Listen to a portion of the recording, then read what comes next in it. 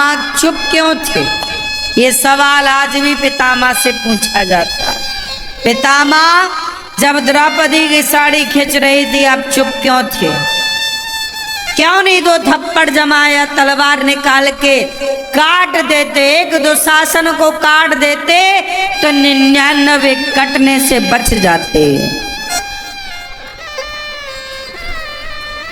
एक को काट देते तो 99 बच जाते।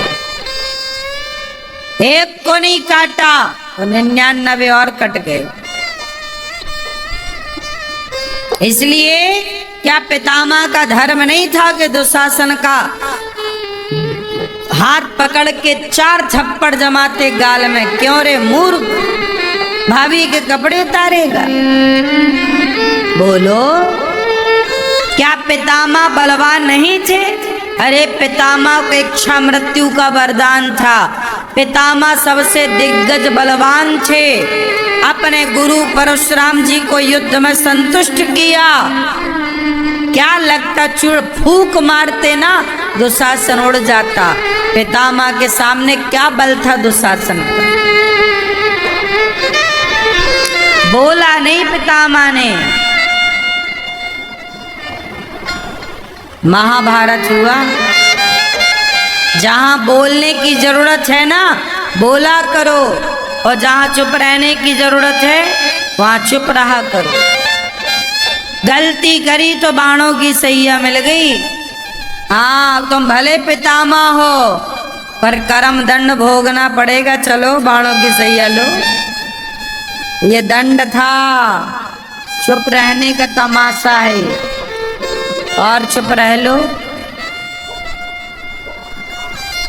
इसलिए चुप रहने की जरूरत नहीं है, बोलने की जरूरत। कब तक चुप रहोगे? भारत का हिंदू चुपचाप बैठा है, इसलिए भारत के गांव के गांव आज हिंदुओं के कन्वर्ट हो गए और कोई मुस्लिम धर्म अपना रहा है, कोई क्रिश्चियन बनता जा रहा है। पूरा भारत धर्म परिवर्तन की आग में झुलस रहा है और सारा हिंदू समाज चुपचाप भीष्म पितामह की तरह तमाशा देखने बैठा है। क्या आज भारत में धर्म परिवर्तन नहीं हो रहा है? बोलो जोर से। हो रहा है, पर तुम बैठे तो हो पितामह की तरह। कौन बोल रहा है? तुम्हारे बगल का भाई जो हिंदू था, रामलाल था, अब वो क्रिश्चियन हो गया है। क्या कर रहे थे आप? तब भी द्रौपदी की साड़ी उतर रही थी और आज भी सनातन की साड़ी उतर रही है। तब भी पितामह चुप थे, आज भी सनातनी चुप है। कब बोलेगा भाई? कब बोलेगा? कहाँ बोलेगा? क्यों नहीं बोलेगा? आज भारत में करोड़ों, 1 लाख 2 लाख नहीं बोल रहा मैं, करोड़ों हिंदू क्रिश्चियन बन गए। ये बात सही है कि गलत है? गांव की गांव धर्म परिवर्तन हो गए। क्रिश्चियन जहां मंदिर थे वहां पर चर्च बन गई। गांवों में चर्च, हिंदुओं के गांव में चर्च बन गई। कहाँ थे आप पितामह बन के बैठ? क्यों नहीं रोका? क्यों नहीं ये सरकारें बात करती इस बात पर? क्यों नहीं सरकारें एक्शन लेती? क्यों सरकार भी पितामह बन के बैठी? चुपचाप बैठोगे महाभारत होगा। इसलिए पाप करना तो पाप है, पर पाप को देखना भी सबसे बड़ा पाप है। पितामह ने द्रौपदी की साड़ी उतरते देखा, ये पाप था। तुम्हारे सामने कोई लड़की के कपड़े उतारे जा रहे हो, उसका अपमान किया जा रहा हो, या तो तुम उसकी रक्षा करो या देखो मत। तुम देख रहे हो मतलब पाप कर रहे हो।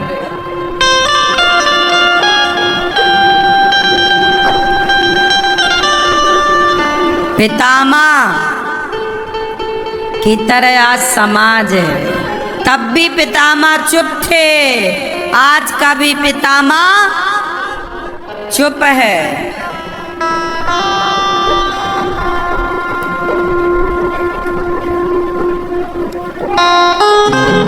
महाभारत क्यों हुआ? पितामह की चुप्पी के कारण। महाभारत क्यों हुआ? तीसरा कारण जानो। महाभारत होने की तीसरी वजह है गांधारी। कौन? जोर से और जोर से। द्रौपदी तो याद है, गांधारी भूल गई? अभी याद दिलाता हूं गांधारी का किरदार क्या है, सुनना। गांधारी ये कौरवों की माता है, धृतराष्ट्र की धर्म पत्नी है। गांधारी का योगदान क्या, सुनो। ये वही गांधारी है जब दुर्योधन पर संकट आया तो बोलती हैं कल सारे कपड़े उतार के आ जाना, मैं तुझे देखूंगी, पट्टी हटाऊंगी आंखों की, मेरी शरीर की, मेरी नजर तेरे शरीर पर पड़ेगी, तू वज्र का हो जाएगा। ये बात पता है आपको कि गांधारी ने बोला था आखिरी में कि सारे कपड़े उतार के आना, मैं तुझे देखूंगी, क्योंकि गांधारी एक पतिव्रता नारी है और वो जिसे देख लेगी तो वो शरीर उसका वज्र का हो जाएगा, कोई मार नहीं सकता। ये एक पतिव्रत नारी का धर्म है। पतिव्रता नारी वो अपनी सारी शक्ति दुर्योधन में डालना चाहती हैं। गया दुर्योधन गया, भगवान ने देखा कहाँ जा रहा है, बोले मांग ने बुलाया है। भगवान ने देखा कपड़े सारे उतार रखे तैने, नंग धड़ंग जा रहा है, शर्म नहीं आती, कुछ तो लपेट। तो भगवान ने पत्तों की टॉवेल बना के लपेटवा दी, जांग वांग ढक गई।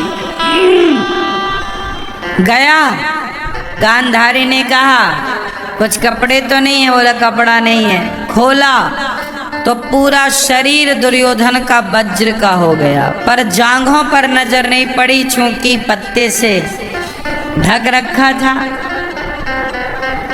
तो गांधारी ने कहा कि ये तूने, मैंने बोला था ना तू सारे कपड़े उतार के आना, ये टॉवेल क्यों लपेट रखा था? अरे बोले कन्हैया, बोले गांधारी बोले कन्हैया नहीं चाहता, श्राप दे दिया कन्हैया को कि जैसे मेरी आंखों के सामने मेरा वंश समाप्त हुआ है कन्हैया, जैसे मेरे बच्चे आपस में लड़कर मर गए, तेरा वंश भी आपस में लड़के मर जाएगा। तो भगवान श्री कृष्ण के 56 करोड़ यदुवंशी जो आपस में लड़के मरे, वो गांधारी माता का श्राप था। अब बात क्या थी, वो मुद्दे की बात सुनो। अब मैं आपसे एक सवाल करूं, गांधारी माता ने आंखों की पट्टी हटाई किसके लिए? बोलो, दुर्योधन के लिए। अच्छा, अब गांधारी माता कहीं मिले तो सवाल करना। माता गांधारी सुनो, सवाल आपसे है कि जब आपने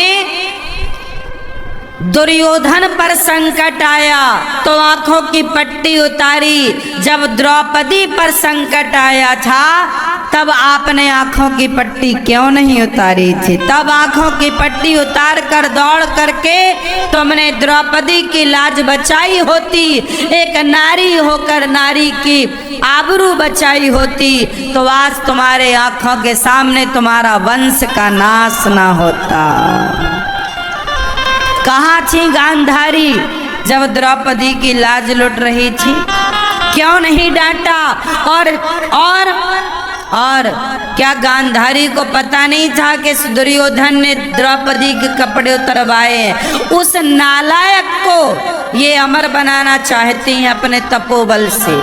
उस नालायक को आज उसने एक द्रौपदी की साड़ी उतरवाई है। ईश्वर का नाम लेते रहिए, मुस्कुराते रहिए। वीडियो पसंद आई हो तो लाइक करे, शेयर करे, सब्सक्राइब जरूर करे। जय श्री राम। तो समाज में किस बहन बेटी को छोड़ता है? ऐसों के लिए तुम पट्टी हटा रही हो, ऐसों के लिए तुम भगवान कृष्ण को श्राप दे रही हो। वाह गांधारी माता, अच्छा न्याय कर लेती हो। जैसा तुम्हारा पति न्याय करता है, जैसा तुम्हारा बेटा न्याय करता, ये माँ बेटे कोई बहुत अंतर नहीं है न में। ये बहुत अच्छा न्याय कर रही हैं। देखो बचा कैसे रही हैं गलत को। क्या द्रौपदी को नहीं बचाना चाहिए था? बोलो मेरी माँ, बोलो। तुम्हारा बेटा बिगड़ेगा ना तो सवाल तुमसे पूछा जाएगा। तुम माँ हो ना, क्या संस्कार दिया तुमने? कैसी माँ हो? पैदा करके छोड़ दिया? ऐसे पैदा करके तो सुअर भी छोड़ देता है। तुम माँ हो ना, तो माता का धर्म काहे नहीं निभाया? क्या गांधारी का बेटा नालायक निकल गया दुर्योधन, तो क्या गांधारी माँ की जिम्मेदारी नहीं है? क्या इसका सवाल गांधारी से नहीं पूछा जाएगा कि कैसे संस्कार दिए तुमने कि तुम्हारा बेटा भरी सभा में किसी के कपड़े उतार रहा है? क्या ये सवाल गांधारी से नहीं पूछा जाएगा? लेकिन आप लोग गांधारी से सवाल ना पूछकर द्रौपदी को गलत ठहराने में लगे हुए। आज तक 5,500 साल बाद भी आप द्रौपदी को ही गलत कह रहे हैं। आप गांधारी से सवाल नहीं करते, आप धृतराष्ट्र से सवाल नहीं करते, आप पितामह भीष्म से सवाल नहीं करते, आप दानवीर कर्ण से सवाल क्यों नहीं करते? कर्ण, भरी सभा में कर्ण बैठे थे। कर्ण तो धर्मज्ञ हैं, दानी हैं, समझदार हैं। दुर्योधन तो चलो नालायक है, पर कर्ण तो अच्छे हैं। क्या कर्ण को नहीं बोलना चाहिए? मित्र, मैं तेरा दोस्त हूँ यार, पर तू ये जो कर रहा है ना, भरी सभा में कपड़े उतार रहे, गलत। आपका दोस्त कौन होता है? दोस्त का मतलब ये नहीं कि मेरा दोस्त गलत करे तो मैं भी उसका साथ दूं।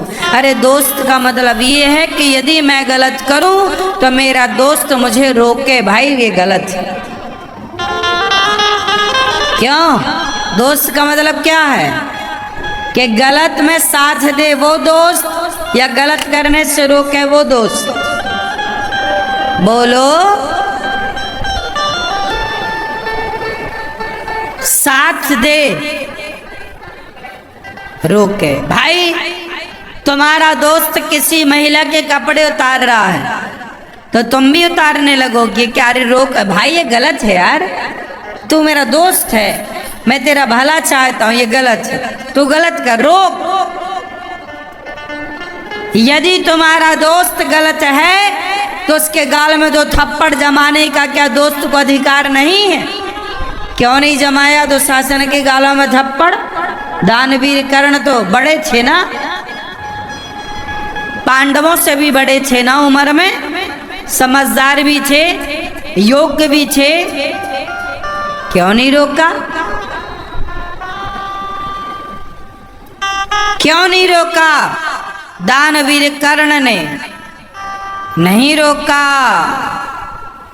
तमाशा देखते रहे और बोला, द्रौपदी तेरे 5 पति हैं, छठा मुझे बना ले, क्या बिगड़ जाएगा तेरा, जैसे 5 वैसे ही 6। ये बात कर्ण ने बोली थी। अब बता, उन दोस्तों की गलती है, इसलिए दोस्त सबको ना बनाओ।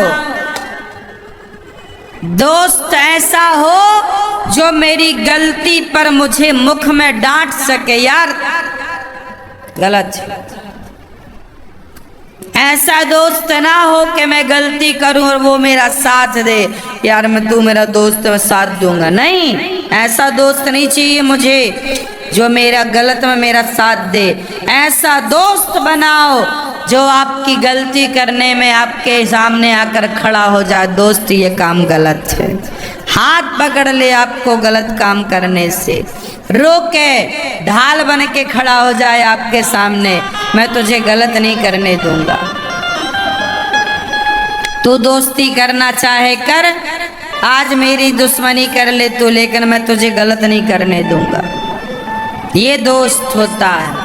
ये दोस्त नहीं होता कि अपने दोस्त को शराब पिलाने लग जाए, यार तू नहीं पीता पर मैं तो पीता हूँ, तो चल तू भी पीने लग जा।